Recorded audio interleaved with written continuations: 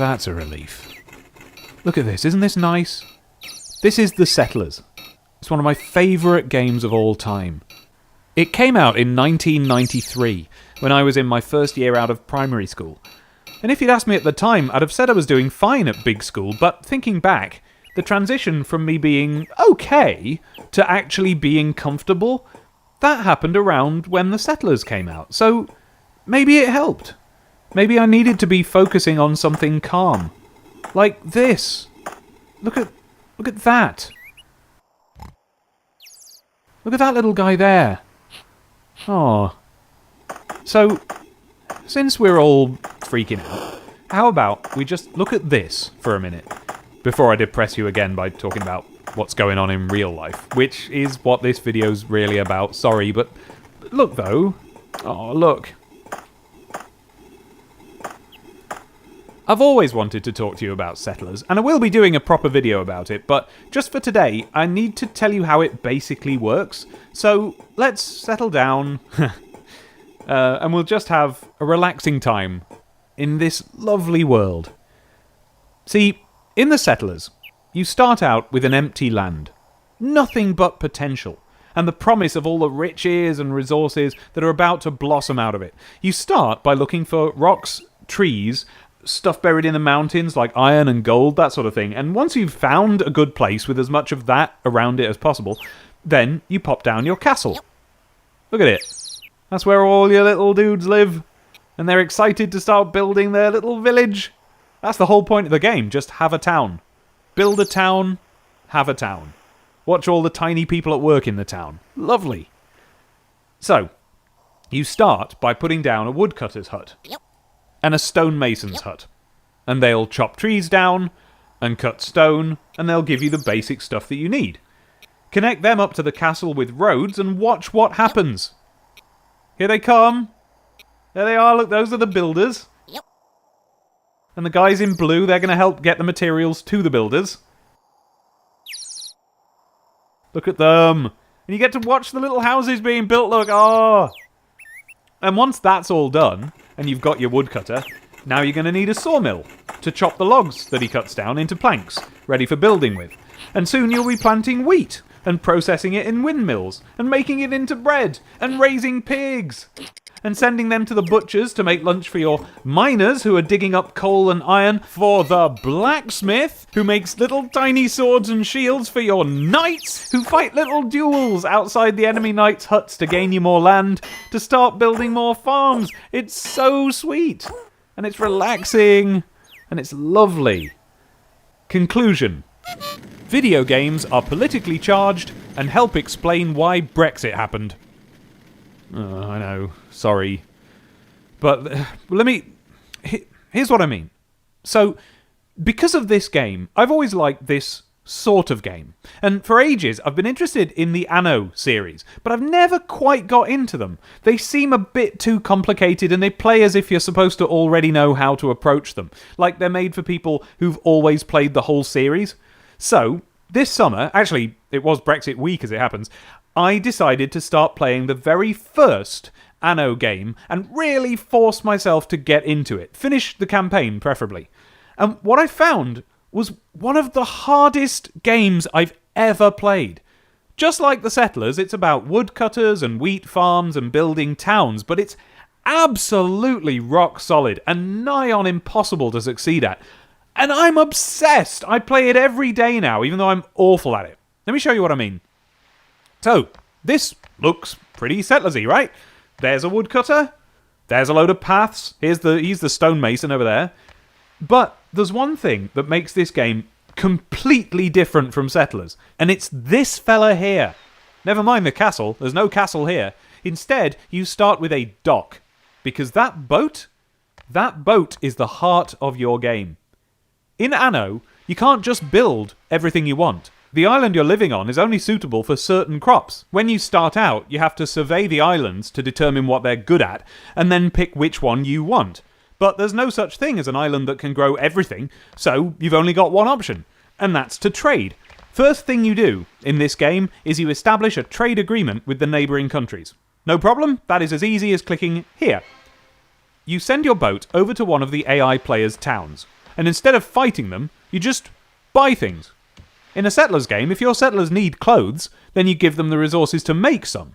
In Anno, you can do that, or you can just go down Primark and buy them some clothes. But that takes money. Where do you get it? Well, your settlers are paying taxes, so the more settlers you have, the richer you get. But you want to keep them happy, so you buy them what they want, and they upgrade their houses, and now they're higher class citizens, and want fancier things than just the basic bread and fish. They start to want spices, cocoa, wine, and you have to make or buy those things. And if you can make them yourself, well, then make a few extra, and you can sell them to the other town. So, that's a different focus from the settlers. It's different, but why is it so hard? Well, it's because you can't do everything, and resources are scarce. See, up at the top there, you've got a certain number of hammers? Well, you need those for nearly everything you're going to do. Most buildings cost a couple of hammers to make. When your settlers upgrade their houses, they use a couple of hammers to do it, among other things. And those hammers are often a finite resource. This town here, that's not me. They own the only iron mine in the world, which is what you need to make tools, hammers. So I have to buy tools from them. So I need my settlers to be paying enough taxes for me to afford to import tools.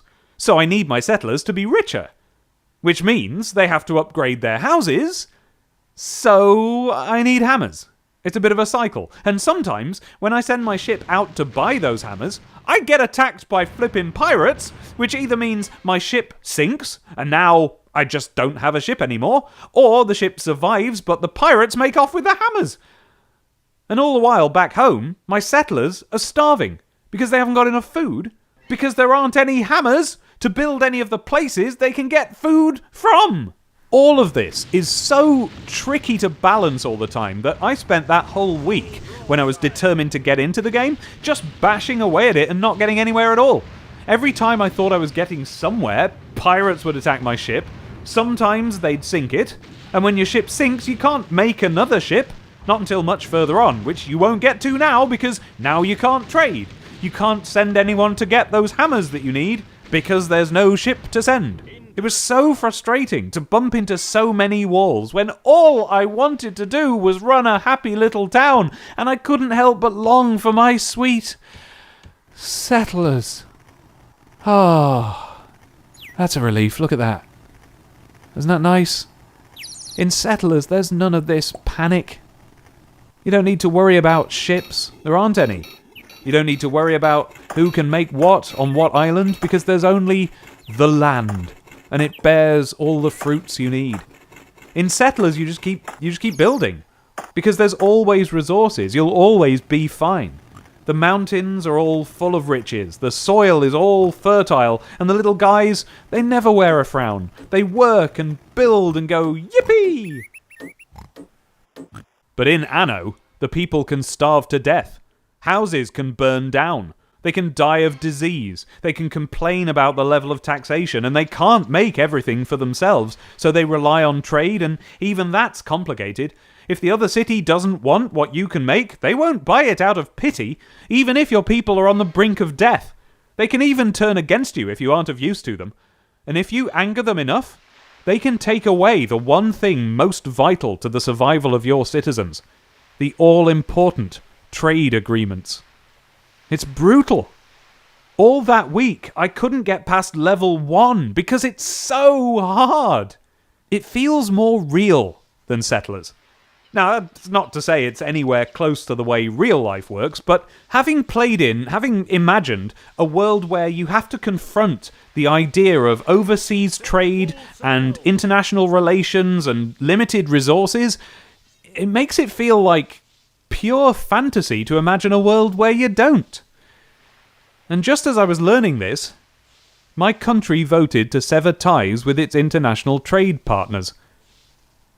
I know, there's not much of a comparison. I'm not saying I learned all about how the European Union works because of this game. Obviously, I don't know anything about how it works. But we're all influenced by whatever we randomly happen to read or hear that day. And in my case, I was just already thinking about how complicated it must be to balance an economy, even when you have uncomplicated help from other resource-producing countries. So to me, thinking about that stuff, and then realizing that these complicated systems that are almost impossible to get right, even when they're simplified and reduced to a fun game, and then to see my actual country in real life suddenly vote to leave the safety net of trade deals and shipping schedules and financial flows that have been pumping the blood through the veins of my country's economy for the whole time I've been alive, and certainly the whole time life has been anything much like what we expect of it now.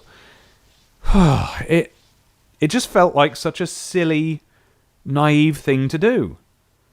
But it's been a few months since then, and we've heard about the consequences, but we've also heard about some of the reasons why people voted to leave the European Union. And some of the reasons sound tempting.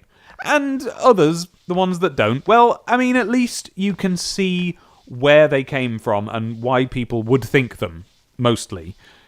But one of the things that Brexiters have in mind is this idea of Britain unmeddled with, uncomplicated by foreign priorities, right? They're thinking of Britain as this proud place that has a strong identity of its own. And I'm nostalgic about that Britain as well. I remember when things were more British, when we had distinctive British slang that wasn't giving way to, pants and butts and I could care less. and Grange Hill still had its sausage. And the Union Jack was a quite nice thing to see. And, you see it on telly, don't you? The way Britain used to be. People knew how to talk properly and wear a tie, and bowler hats were still around. Remember that? But we've made half of it up in our head. That's the trouble. It's a nostalgic fairyland. It's no more real than the England from Jonathan Strange and Mr. Norrell. It's pieced together from the bits of British life that our great-grandparents allowed to be put on the record. The British stiff upper lip thing means that we used to carry on as if everything was fine, even when it wasn't. So there's this imaginary version of pre-EU Britain for us to look at and fantasize about, even though any memoir of anyone, even as old as my grandparents, for instance, is always full of hardship in the earlier years. Remember the Yorkshireman sketch? Pick a decade, and you can read all about unemployment or economic depression or rationing or war, of course. And because the path from there to here has various versions of the EU in it, the average person doesn't know how much of what we have now, because we all live, much more comfortably now on average than back then. We don't know how much of that is tied up in, the EU and the trade routes that are all locked up in that. We don't know what we'll lose. So, Anno, though, I finally got past level 1 just a few weeks ago. I couldn't believe it. I stood up. I was so excited to finish the first level of a game's campaign. They don't make them like that anymore, do they? Now I'm on level 2, and I'm only just heading towards a win in level 2, weeks later. Because in this one, in level 2, there's nobody else. There's just you. There's no AI player. There's no other cities. There's no trade in this new world. Anything you run out of and you can't produce it at home, that's it. It's gone. You got a handful of hammers, and they're just under the amount you need to really unlock the iron mine that lets you start making your own hammers. So to get there requires incredible balance, patience, and perseverance. You have to deny the citizens the things they expect so that you don't waste your tools. You have to literally block them from improving their lives, their status. There's a button for it. There are the equivalent of years of hardship, as everyone has to just do without anything they want, in the hope that the player is good enough to set up a working economy, keep things flowing, and get to where eventually, down the line, they can wear happy faces again. I couldn't do it. I failed several times. But it's a game, so you can reload. The Britain that the Brexiters are imagining is like the settlers. It's one big, lush Garden of Eden where everything we need can be tilled or chopped or dug up right here out of this one plot of land that will give us everything we need. But the Britain that Remainers see is like Anno. It's a delicate balance of countries threading goods across the sea to help one another. It's economies rising when things are balanced just so, and falling when someone screws up. It's about wanting fancier things than just bread and fish, and being able to get the spices or wine that take our fancy because the country that makes them has a trade deal with us. It's complicated, yeah. And I agree, it's not as nice, but it's real. It's what's real. That's why we're afraid to damage or lose it. Because Britain, I like Britain, right? I've never wanted to move out of it. I've very rarely left it, ever. Almost never been abroad. But Britain, I like Britain, but it isn't a settler's land.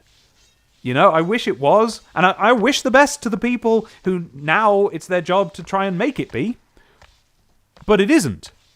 You know, in real life, when you need something, you can't do what you can do in a game like this. You can't just conquer everywhere else. Things are trickier than that in real life. They're trickier than they are in this game. Again, I'm not saying that this game gives me any great insight into how things work. It's just that even in this game, it's really, really difficult to keep an economy running. But in real life, we'd figured out that the way to do it is in a collaboration, together. And now we just have to hope that running an economy in real life is less complicated than video games.